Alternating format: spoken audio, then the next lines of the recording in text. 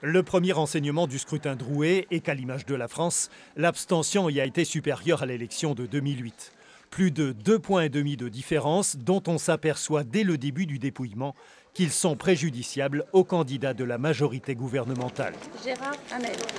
Le maire UMP sortant Gérard Hamel fait cavalier seul dans les 4 bureaux du centre-ville et très tôt dans la soirée, ses supporters peuvent se réjouir.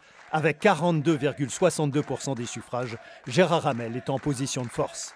D'abord, je suis très satisfait de mon score qui me porte très largement en tête, avec plus de 20% d'écart avec le second.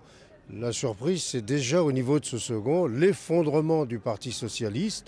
Je crois que j'espère en tous les cas que, comme partout en France, c'est un sérieux avertissement qui est donné au gouvernement.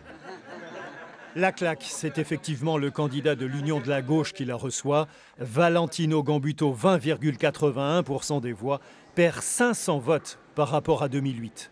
Quand on fait 7-8% de moins que ce que l'on imaginait, il y a forcément un petit peu de déception, oui, autant le dire très sincèrement. Mais d'un autre côté, lorsqu'on regarde les scores au bout du compte, on sait que Hamel a fait le plein des voix avec ses 40%. Et que demain, si nous savons travailler, nous avons toutes nos chances de le battre. C'est une grande victoire ce soir. Pour battre le maire sortant, il n'y a qu'un scénario possible, une alliance avec le troisième qualifié, Tayeb Touazi, un ex-colistier de Gérard Hamel, qui recueille 17,29% des exprimés.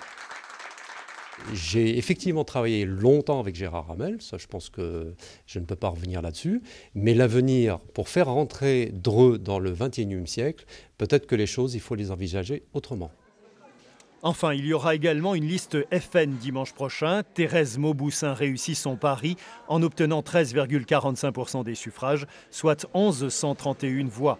Un score qui peut lui aussi peser sur le résultat final du scrutin.